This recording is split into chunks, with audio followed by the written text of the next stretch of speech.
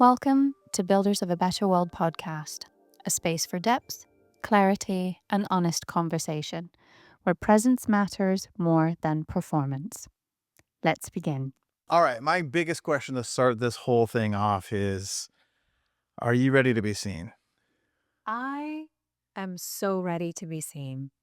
Awesome. Yes, let's do this. See me, world. It W- was time. I love it. Why now? Well, oh gosh, we could do, a full episode just on that question there. I've gotten the opportunity to be presented with a lot of growth over the last couple of years, particularly around really extinguishing, but um, really understanding my relationship with fear. Love that. Yes. And long story short, it can fuck off. And that is why we are here today. So, yeah, right. Because I mean, it always comes down to, you know, you have a hesitation to do something, or you have this semblance of, am I good enough to do something? It could come down to a question of self worth or a question of whatever. But at the end of the day, usually it has to do with a fear, Mhm. a fear of how things will be interpreted, a fear of what you subject yourself to when you open yourself up in any public space. Social media, as we all know, can be exceptionally brutal. So, yeah, you put anything out there, be it a creative work or a work from the heart, and you're just in some way allowing um, a semblance of cruelty or rejection or misunderstandings and judgment. And once I really came into living my life, honoring the fact that people are going to have differences of opinion than me, and that's okay. My being able to develop my real, very truest sense of self, which helps me to not care how other people perceive me, to be really honest, or what they take away from things. It's all their own. And, it's easy to not be offended by things when you really own your semblance of truth. So it took me a lot of time, and it took me a lot of inner work. I would say the most important part was definitely establishing a relationship with myself where I understood, well, this is really who I am, and this is really how I'm going to very consciously and intentionally move through the world. Whatever anyone else perceives of that is definitely going to be based on themselves. Yeah, it's so Yeah. good. That's like I've heard somebody say "fuck fear," and this feels very much like that. And we're all excited because we want all of you. I think that that's also part of the goal, as you and I have talked, is we want all of you, which brings me to the question of like, how did you get to where you are now? Like you have multiple businesses and how did you get here?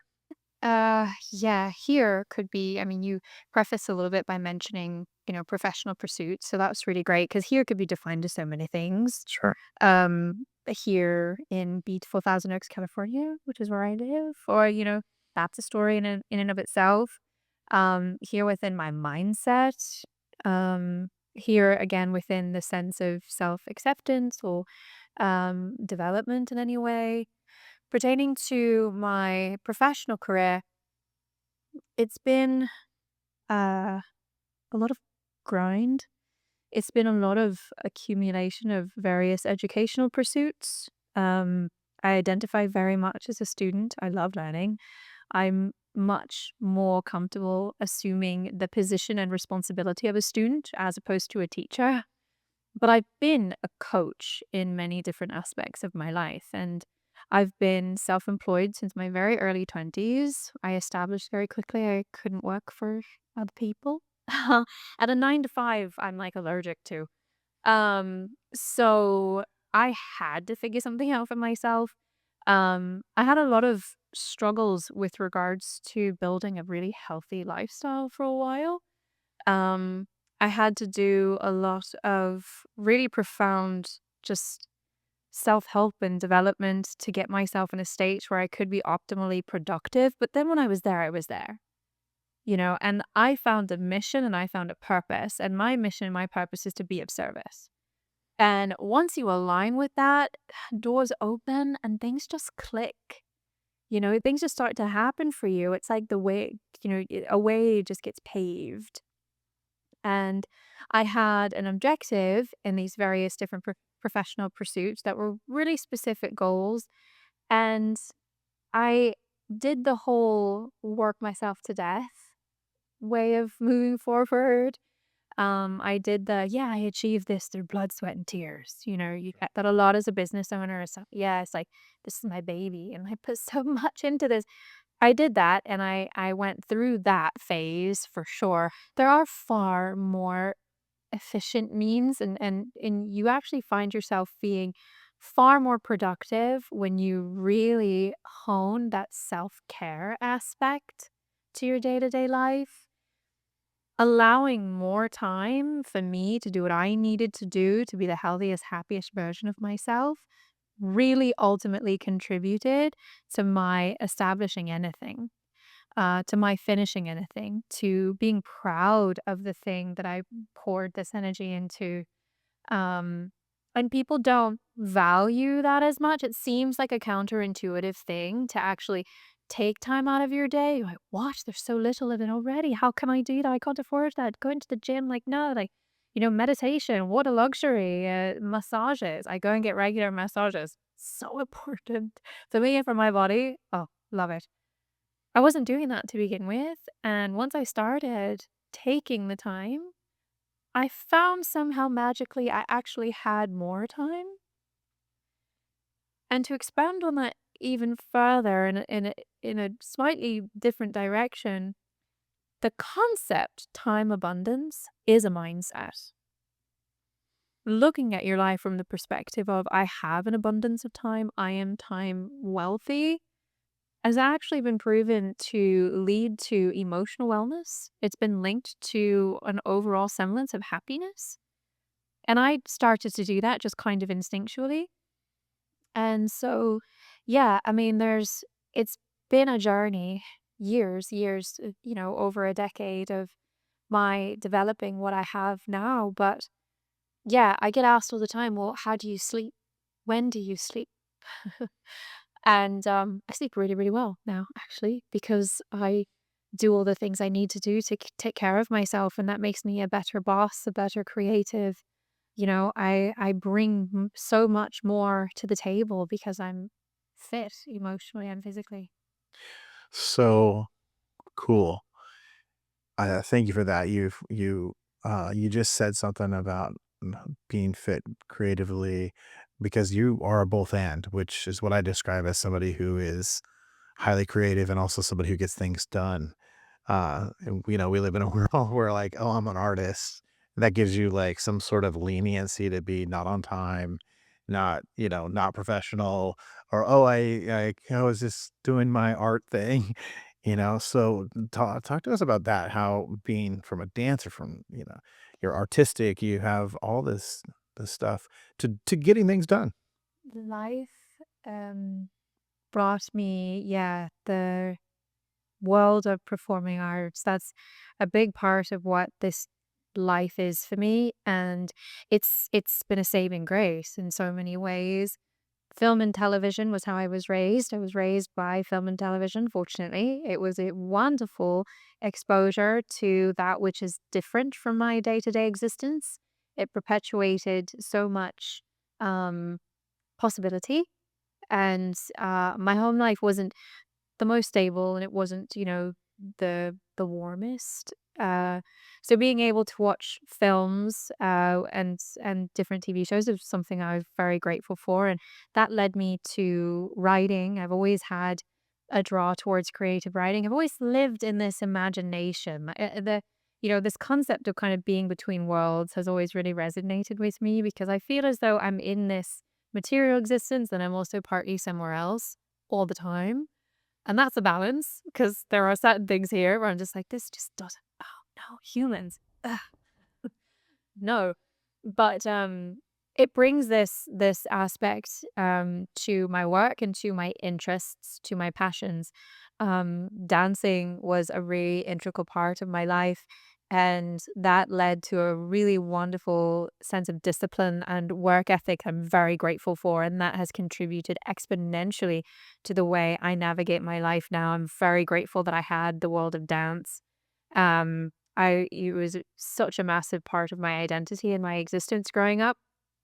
And then I got into musical theater, which I love. I love performing. I love the energy. I love the preparation. I love the audience. I love, fellow cast members. I love music. I love just all of it. And I got really lucky and got to work with some really incredible people at a really young age, and I got to tour professionally, and it was such a beautiful way to grow into being an adult.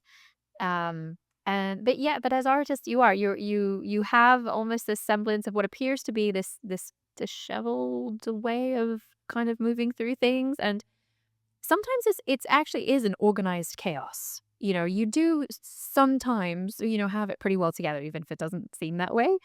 I'm very in tune and comfortable being emotional. I'm very comfortable being emotional. And in my journey, you can call it towards enlightenment or some type of conscious ascension, I still believe that experiencing all the different emotions is a very important part of the human experience. And that comes out in my creative pursuits wholeheartedly. Any exploration of acting or, being these different characters, which I really, really love to do, is a really great way to exercise that. So I'm not seeming like this manic bipolar. 'Cause I'm not. No, if you are, just great by me. I don't mind. But it's a really wonderful thing when you can investigate all different parts of yourself and to the limits that they will go. At least I'm fascinated by that, and the creative pursuits are a really great way of doing that. Mhm. I love that. And kind of on that note as well is what inspires you? We're about to talk about why you're doing this podcast, but, what are those things that inspire you? And we could even say give you life, give you breath, but inspiration is breathing, right? I have such a simple answer to that question. I wanna feel good and be happy. That's it. You know, I feel very in pursuit of enrichment because I want to, in some way, always be desiring some semblance of fulfillment. That's not to say that I'm not content in the moment and present, and I'm happy right now. I mean, I love my life. I'm very blessed and I'm very fortunate, but there's an aspect to that idea of always learning, and that comes from experiences, and I want all the experiences. I really do. I prefer the feel-good ones to the not feel-good ones. Yeah. I've entered into this new contract with the universe where I've said, "I will learn from a state of joy. I no longer need to learn from suffering. So put me in all the states of joy, and I will continue to absorb and grow and, take me, mold me, break me, bend me," is what I like to say. And I will move forward again, just constantly owning this active service and being that student. I don't pretend to know what other people should do with their lives. I try to not project or, put on to someone else the way I think they should do things. My journey is for me, and I want it to feel good and I want it to be fun. Getting stuff done in this material world is a part of being able to do and have that fun. I didn't want to be a starving artist. I wanted to be a wealthy artist in health, a wealthy artist in relationships, and a wealthy artist when it comes to material prosperity. I like luxury and I like comfort. There's nothing wrong with that. That is something that makes me happy. So I create that universe for myself. It's like my own little empire and it's my own world. And I have full control of and command over what that looks like. So huge. I wish people could understand that, like, it's the most simplest simplest thing to do concept, and that is to if you don't like your life, change it. Yeah. Yeah, and but and it's what you said was simple too. It's like you want to be happy, you know. I mean that's on you, and so find things that make you happy and do those things. So it's great. What is your hope and goal out of? And I feel like it kind of is one and the same. But what is your optimal goal with builders of a better world and creating not only this but other things? Builders of a Better World started and still is very much simply it's my philosophy in moving through the world. Again, not as I think other people should, but as I prefer to do. It's the idea that I have an intention with every person I meet and every situation I'm involved in to contribute something with the intention to make it better. Not saying that it needs to be better in the way that I feel it needs to be better, but just the idea that says I want to contribute goodness. I want to bring a semblance of pure intention to whatever or whomever this is and give them a piece of myself that is intended to be something loving and beautiful.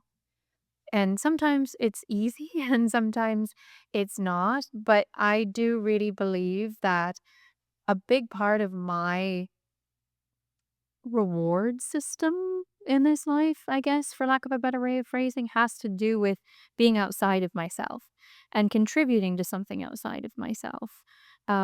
Interestingly enough, in order to do that most adequately, you have to start with the inside first. You have to start with taking care and nurturing oneself before you can really, in my opinion, adequately or optimally contribute to something else. But I am born to be of service.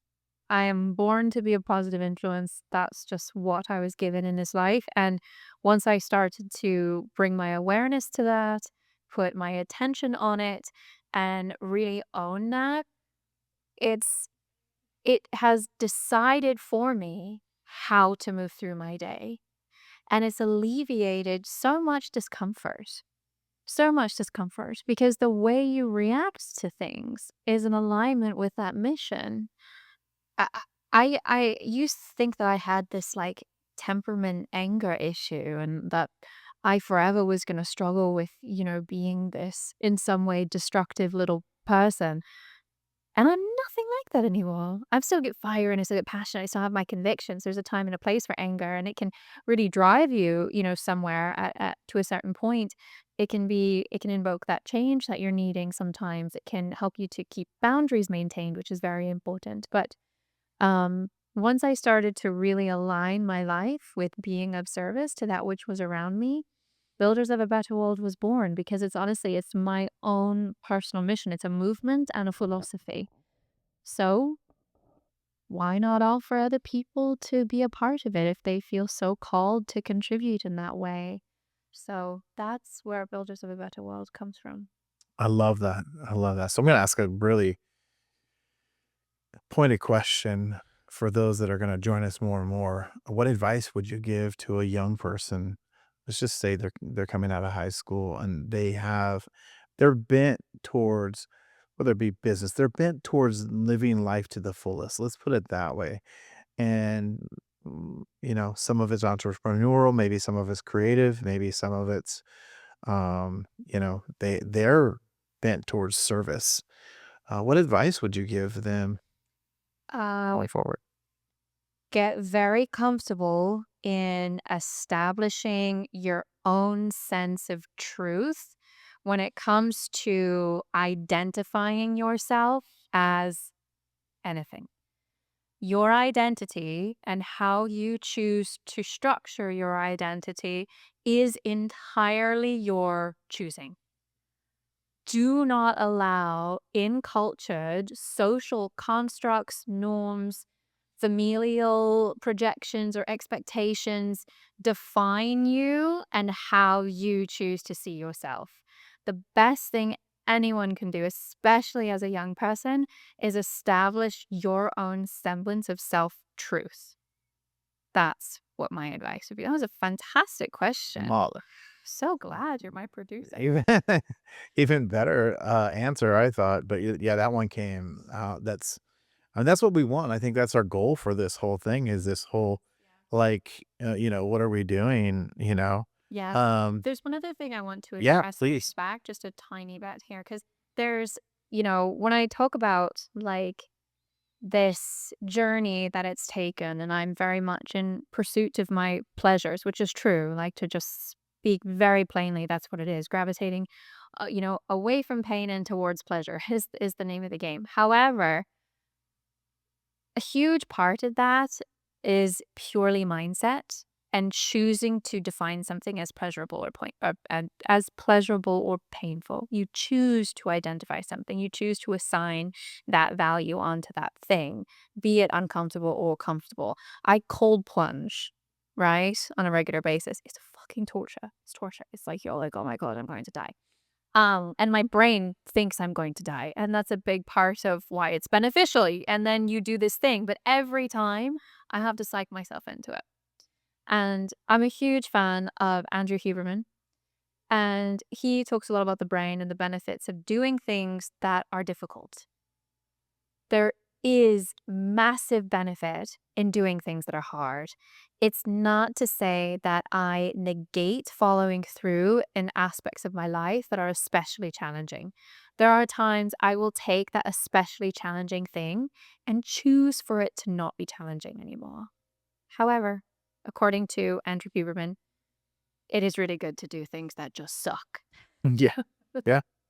So that is an important thing to note, because there are certain things in life that take work and take effort and take conviction or discipline. And there's a lot of value in that. It's not to say that you should only follow the paths in life that seem to be that of quote least resistance, because that's not necessarily going to get you where you should go. Adversarial situations, adversity, that's growth.